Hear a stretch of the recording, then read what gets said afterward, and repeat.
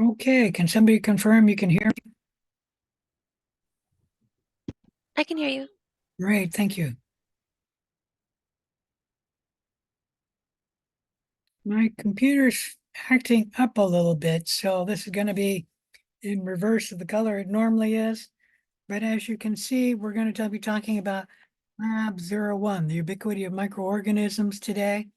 Now remember, both Lab 00 and Lab 01 have to be turned in by 9 a.m., excuse me, 8 a.m. Friday, this April 12th, or you will be dropped from the class. It's the only time I'm going to be taking attendance, and you must have these labs turned in, or you will be dropped from the class. You should also read the infectious disease research project file on Canvas for next week. I'm going to be talking about the infectious disease project next week. Oh, good. The lecture Zoom lesson is just finished, so my computer will at least speed up now.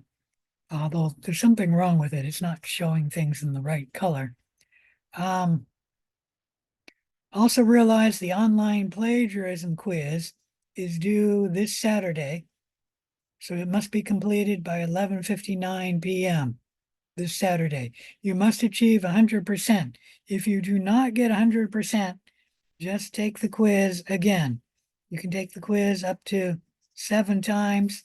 The answers or the questions will be the same, although the answers may change their position. Any question about any of that? Let me show you where the infectious disease research project file is on Canvas.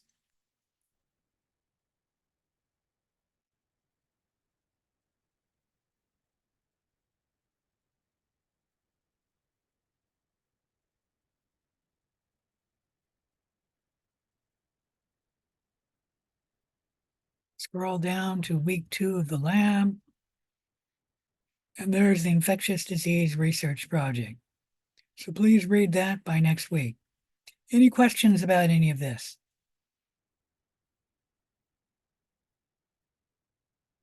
All right, if not, let me go ahead and shut that. I don't know if that'll help, but it's not the right one. Shut that.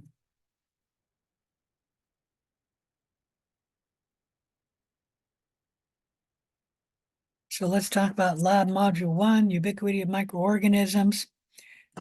With all of the labs, there will be a little bit of pre-reading, so you should read in Tutora, the lecture text, about culture media, that's page 157 to page 162, and then a read about obtaining percultures.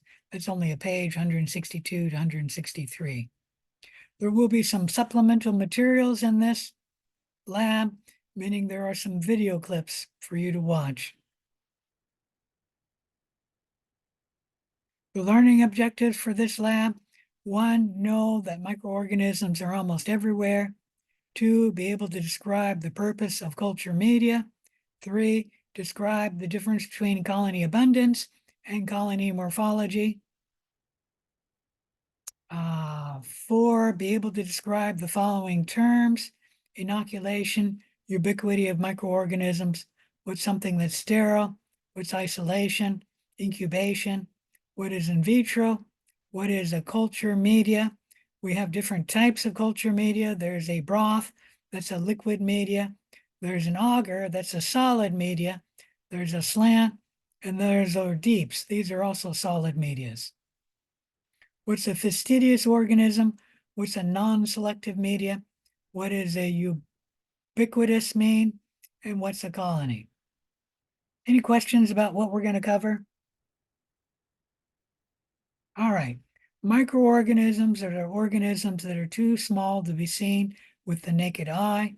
They do include viruses and prions, even though they aren't alive and they're not really organisms because they don't have a cell. We'll also include helminths, worms, in our study of a microorganism, even though most of the adult worms are not microscopic. However, their infective stages are microscopic. You should know the term ubiquity of microorganisms refers to the fact that we find microbes almost everywhere. Something that is sterile is something that is free of living cells. So when you get a microbe, if you were to actually go into the real microbiology lab and we were to give you a sterile media, that would be a media that had no living cells in it. In this lab, we're going to investigate the abundance and diversity of microorganisms in common environments. We'll also learn some basic lab protocols. So a culture medium, also called a growth medium, is a sterile laboratory preparation that contains a variety of nutrients that are required for growing microorganisms, growing them in vitro in the lab. How we sterilize this culture media is we put it in an autoclave. Culture media may be liquid. We call these broths. They're commonly put in a test tube because if you put it in a petri dish, it just is too easily to spill. We can add agar or some other ingredient to the liquid media to result in a solid medium. Agar is a gelatinous substance extracted from seaweed, which thickens it and solidifies, making the liquid broth a solid. All right, we have a video for you to watch, preparing pour plates, so watch that before you work on the lab. Note how the culture medium needs to be sterilized prior to its being used. Here's an important question for you to consider. Why must a culture media be sterile prior to being used? You don't need to answer it, but you should think about it. Here we have sterile culture media. These are solid media in agar plates. Here is a solid media in a slant. That is a solid media in a broth. Both of these are in tubes. And this is also in a tube, but that is a broth. That is a liquid media. Any question about any of those?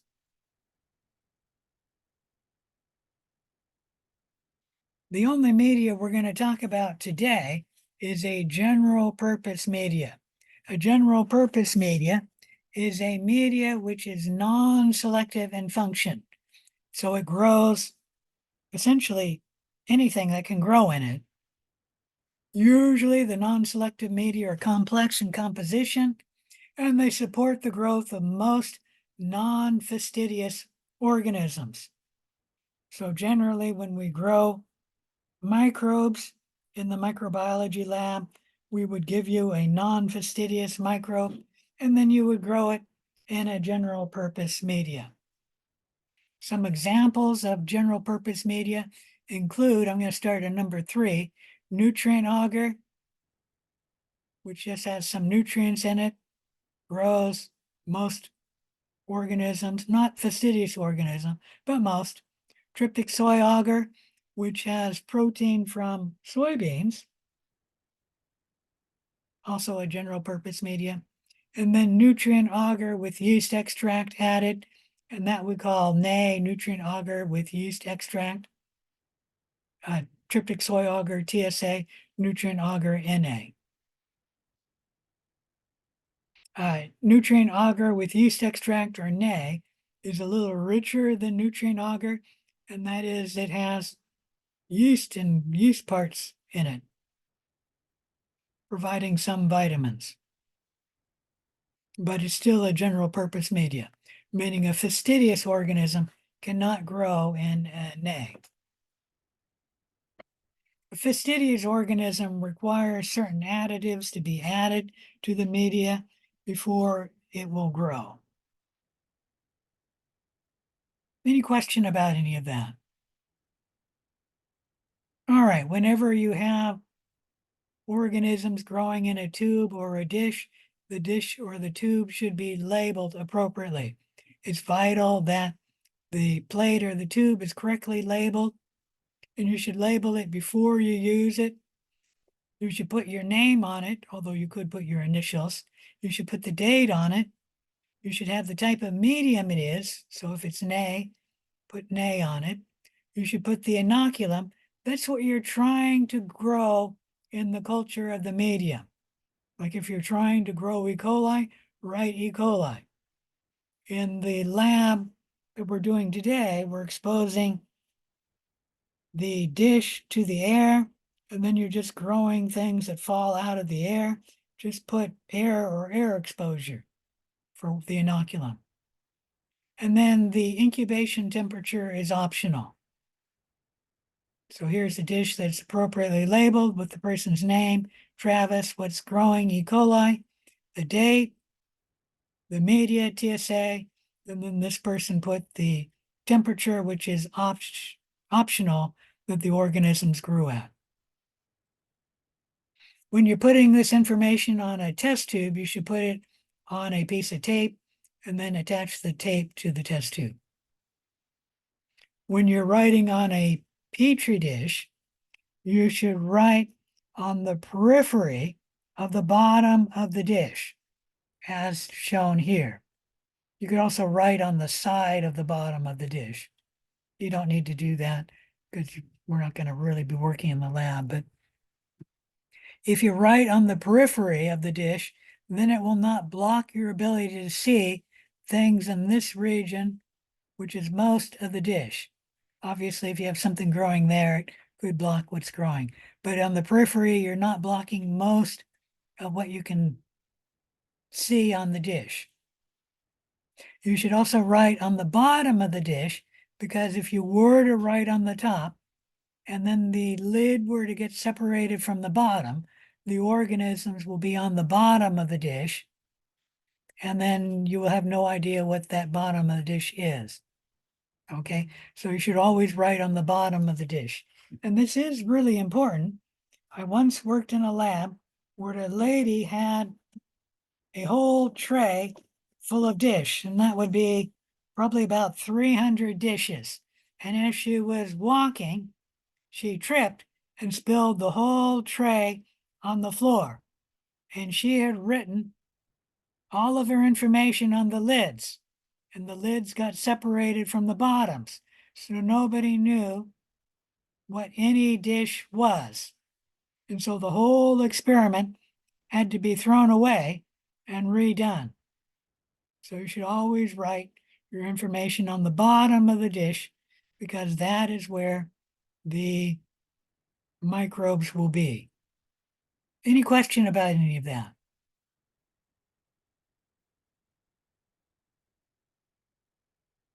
All right, inoculation and incubation. Inoculation is the placement or transfer of microbes into or onto a sterile culture media. Incubation is the placement of the inoculated culture in an appropriate physical environment for a period of time to allow the growth of the microbes. We usually incubate our cultures that we're growing in an incubator.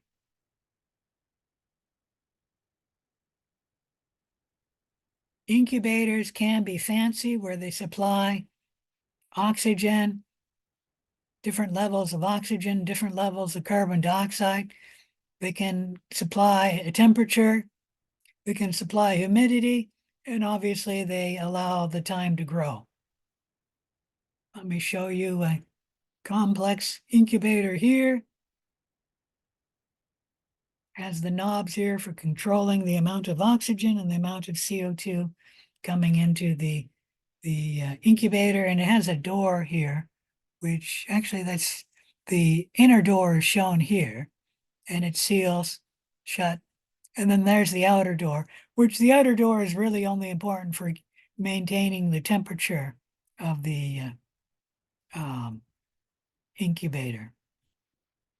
For most of the incubators we have in the lab, all they do is to control the temperature and the humidity. Like you put water in that dish down here, and it'll put humidity there. Humidity is important because if you have a humid incubator, the plate will not dry out as quickly if you do not have water in the incubator, meaning provide water in the incubator.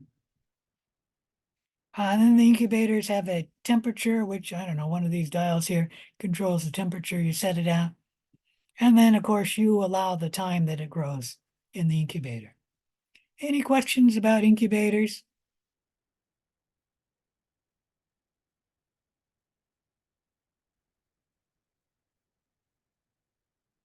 All right, when you're growing plates in the incubator will raise the temperature of the plate, and the plate has water in the auger.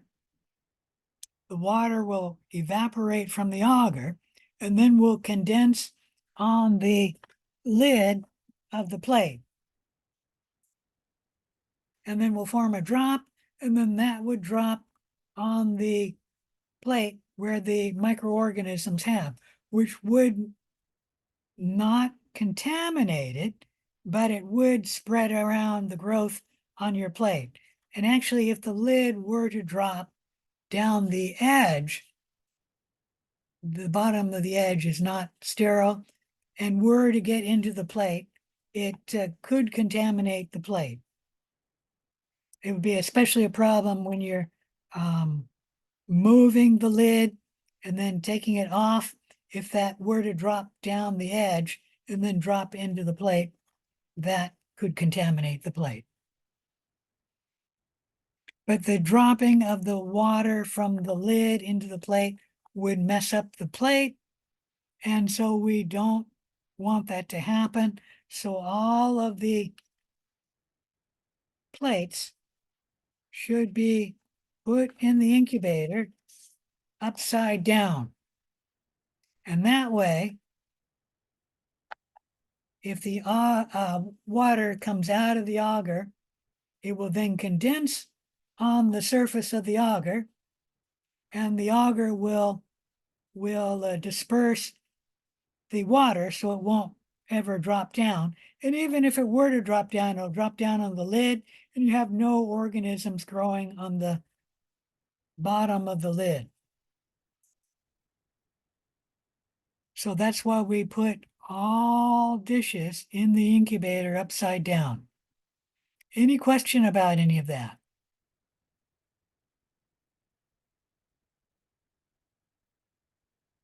All right.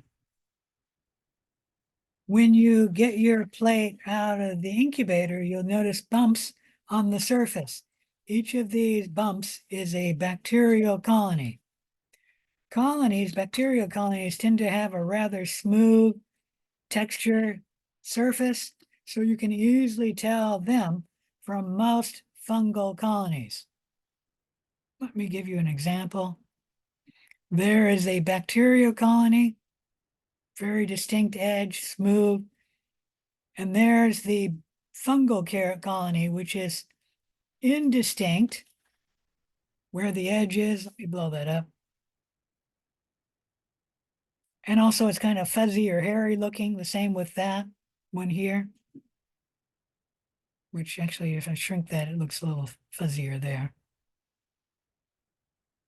Different from a bacterial colony. So usually you can distinguish between a bacterial colony and a fungal colony because of the characteristics for most bacteria and most fungal colonies. Any questions about any of that? I shrink that down a little.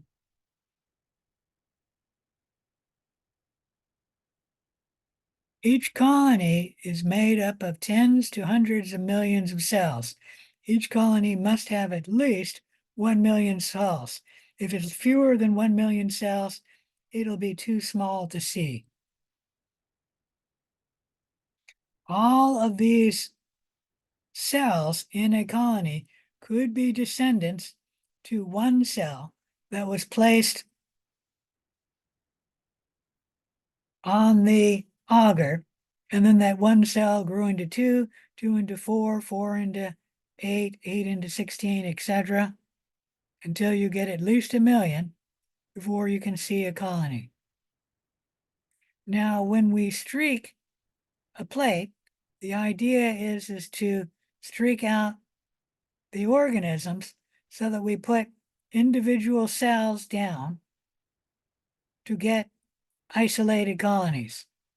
However, let's us suppose that this streak there was not formed from one colony, but from two colonies, not from one cell, but two cells, or a clump of cells. And that might be why here it's bigger than that one there, and that one there, and all of these. This one started with more cells. So when we do this, we can't call it the number of cells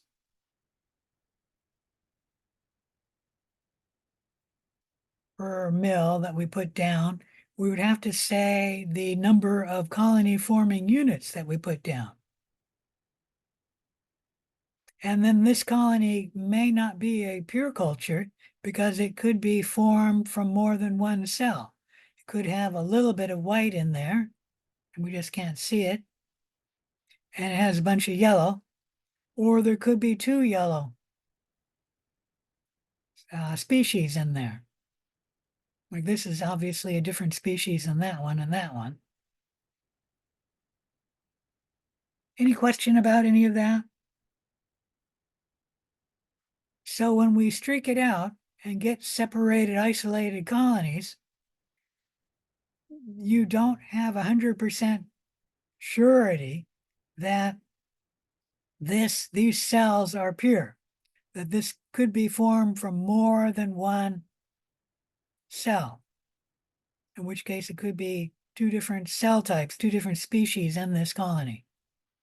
What you need to do to be reasonably comfortable that you have a pure culture is take from this colony and then streak it out on another plate. Make it over here. And then get isolated colonies from this colony. Pull from another isolated colony. Now you've got cells that have come through two colony formation events, one here and then one here. Those cells are likely to be pure.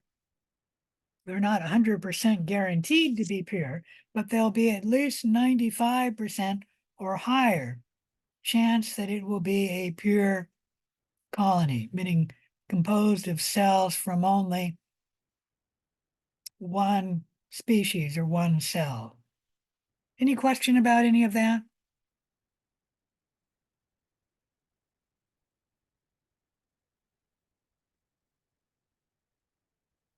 And that is, in theory, one colony could be formed from one cell, but you could have a colony formed from two cells or a clump. And that would explain why that colony is larger than these two. Because they do look like they're the same species.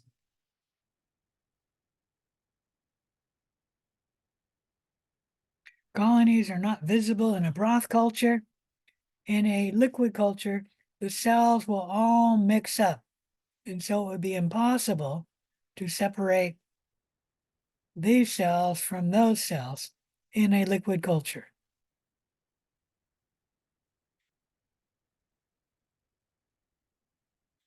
Colonies have different characteristics.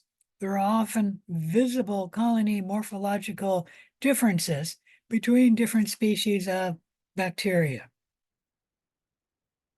We can categorize colony characteristics by their shape, margin, elevation, size, texture, appearance, pigmentation, and optical properties. The shape will be the shape of the colony. We have circular colonies, rhizoid, irregular, filamentous, and spindle colonies. The margin is the edge of the colony. So a circular colony will have what's called an entire margin, but other colonies will have an undulate, a lobate, or a curl. And you'll be pleased to know I'll never ask you, is this colony undulate, lobate, or curled? Because these three are too close to each other. But I could ask you, is this colony entire? or is it undulate, lobate, or curl? And you should say it's either entire or one of these other three. I also would never ask you, is this colony a rhizoid or filamentous? But you should be able to separate rhizoid slash filamentous from entire, as well as rhizoid slash filamentous from undulate slash lobate slash curl.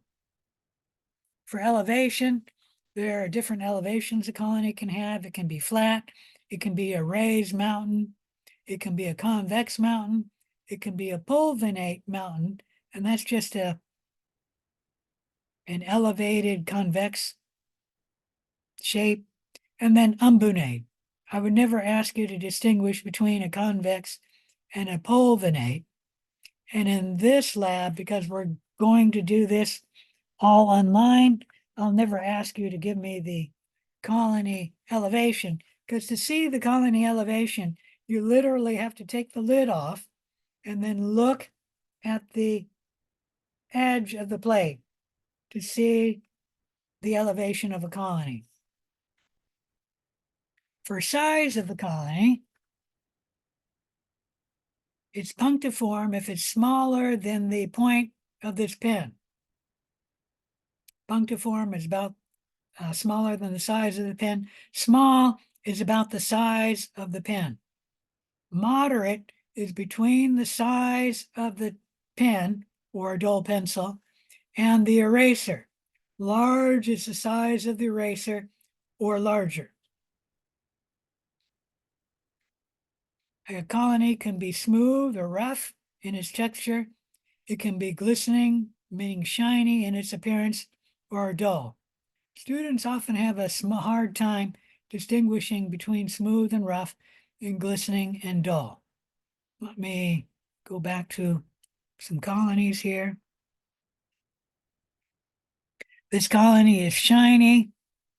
That colony is dull. It's hard to tell smooth and rough, but I'm going to guess those are all smooth. And I don't see any that are rough except for maybe that one.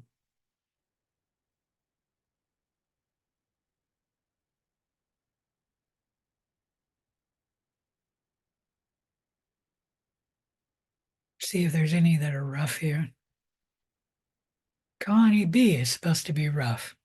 I can't tell that from here, but I believe that it is. Most of the colonies here are smooth.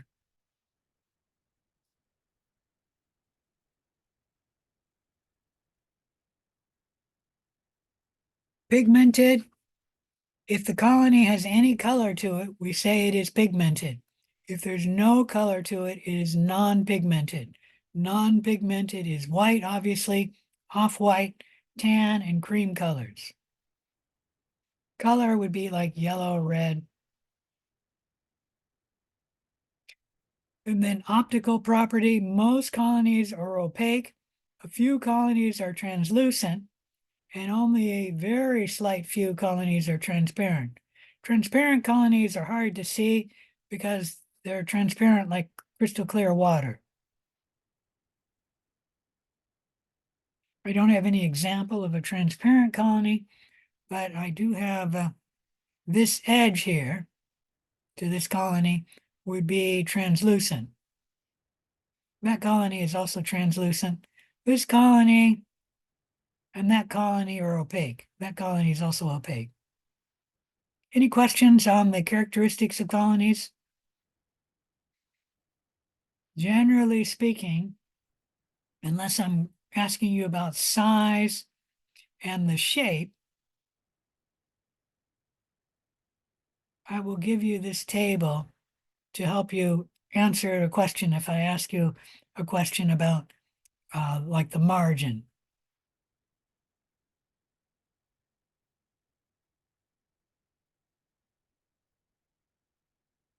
All right, the next thing I need to talk about is colony abundance and diversity.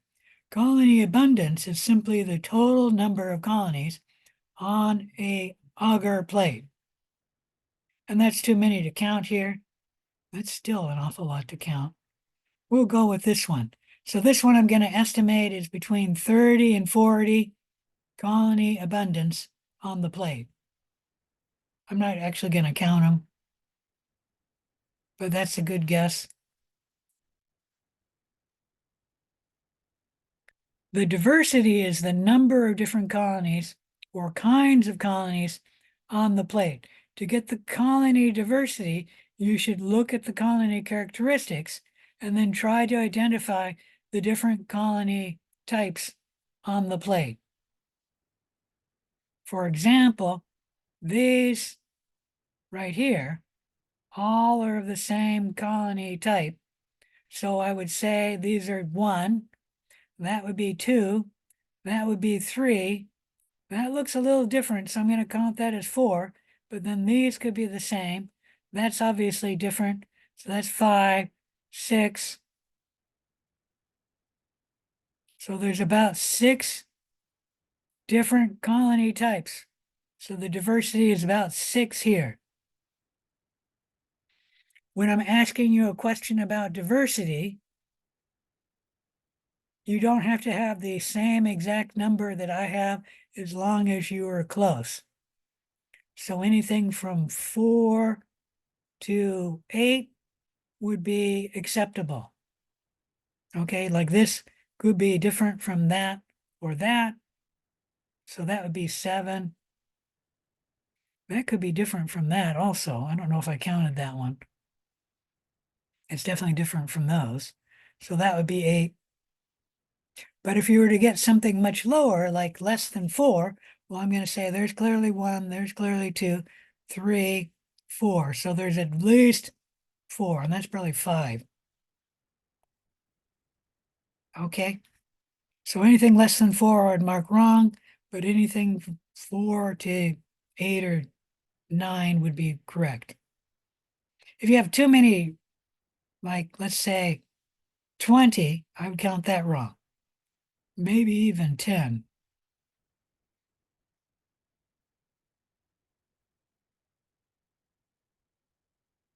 Well, let's say more than 10. 12 would be too many. Any questions about diversity? Students sometimes get diversity and abundance mixed up. You do need to know the terms. You will be asked questions on abundance and diversity. Here's a real world practice example. In this picture, what's the abundance of wild cats? Come on, count your cats. 7. Correct. What's the diversity of cat species? 2. Correct. There are lions here and cheetahs there, so the diversity is 2. All right, know your terms for this lab. Here's an interesting picture of somebody's hand. And then answer the questions on the worksheet. Let's go to the worksheet.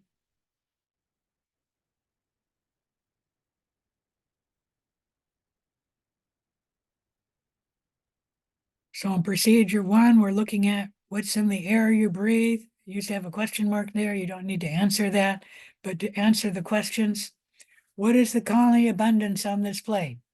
You should be close to the exact number. These right there are small colonies, and there's a small colony there too. What is the colony diversity on this plate? Once again, you don't have to have my exact number. Like I'm going to assume those two are the same. And that one is probably different because it's slightly different color. That one's different, but that right there looks the same. That one's different. That one's different. Oh, that one could be the same as this one. And obviously these two are different from all these others, just from the texture of the margin. I don't think I've counted that one, so I'll count that and those.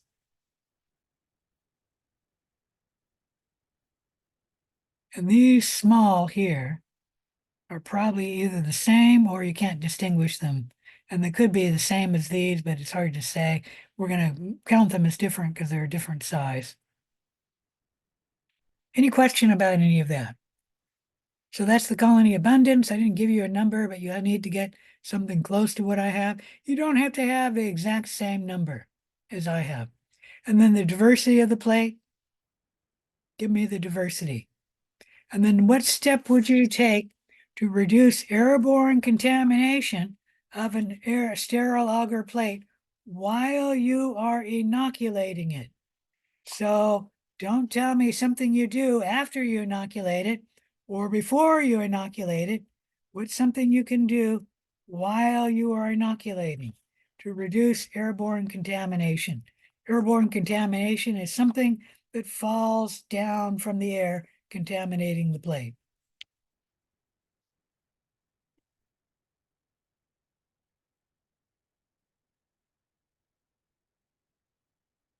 Procedure 2, what gets on your arms when you put your arms on a lab bench? What we're going to do is sample the lab bench before you disinfect it and then after you disinfect it. And this you can see was done. And there's a difference between the number of colonies before and after. In fact, I only see maybe one colony in the after. So did table disinfection work? And then what is the purpose of allowing the table disinfectant to air dry? Or why do we air dry the disinfectant rather than just wiping it totally off with paper towels? You do need to think about this, although I think you can find the answer if you look. Maybe not in the lab, but you can find the answer. And like I said, this is just logical. Procedure 3. What is on your hands? What we're going to do is sample a person's hands before they wash the hands. That's the right hand, the left hand. And then after they wash their hands, the right hand and the left hand.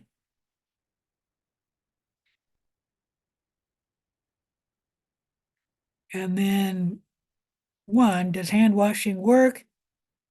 This is your opinion. You probably should give a little bit of an explanation for why you think it works or it doesn't work. And then 2, suggest one reason why hand washing did not result in the complete removal of microbes. It may have something to do with the normal biota of your skin. If you obtain your answer from research, provide a brief citation. This too is a thinking question, meaning students often get question number 2 wrong at the start. But if you think about it, on the second time, most students get it right. Procedure 4, when you kiss your significant other, exactly what are you giving him or her? So what we do is we have a plate where someone has put their lips on the plate, and then we grew it and we see the microbes.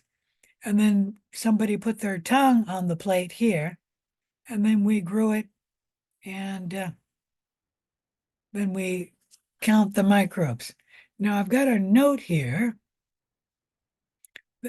that the smear appears on the tongue plate is from numerous colonies that are almost confluent. So if we blow this up really, really big, you can see that there's a whole bunch of colonies in here that are almost confluent, as well as there's larger colonies which are pigmented, or most of them are pigmented. There's a few that are not pigmented. Any question about any of that?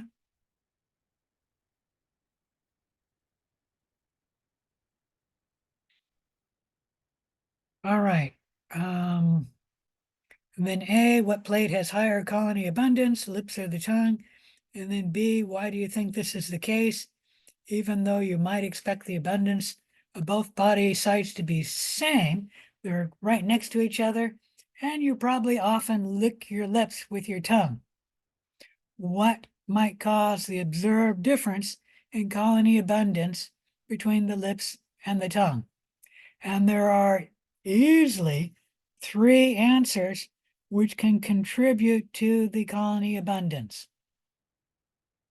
And if you think about it, you could actually come up with 5 reasons for the one having higher colony abundance than the other, but I'm only going to require 2 of the 3 easy answers. If you only get one answer, you'll only get partial credit.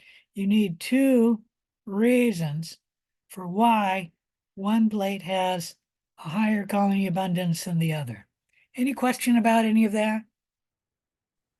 Can you go over those 2 reasons, please? No, you have to come up with that as an answer. Okay?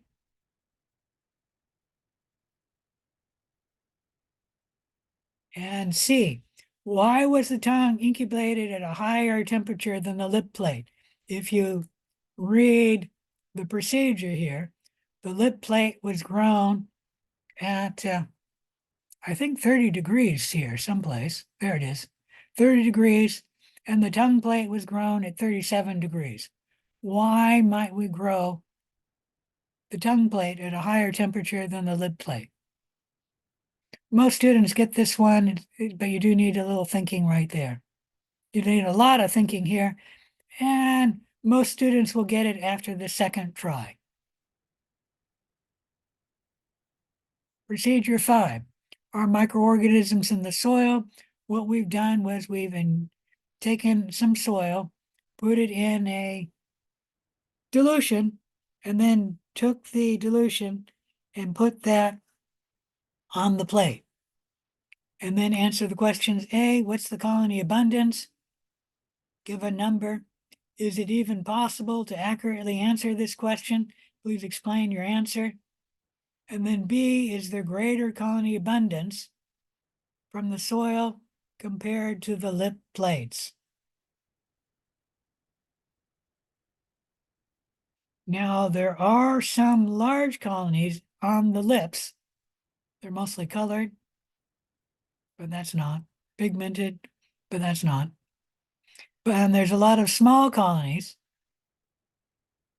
But if you look closely on the soil, not all of the colonies are large. There are some large colonies, like here, here, here, here, here. But there are a large number of small colonies, right, like right here. And probably right here is mostly small colonies, as well as right here. So don't tell me there's more on the lips just because it has more small colonies. All right, any questions about the lab? If not, I will be here until 8 o'clock or the last student is off to help you with questions. Remember, lab 01 and lab 00 must be completed by 8 a.m. Friday morning, or you will be dropped from the class. All right, there's no questions. I'm going to end it here.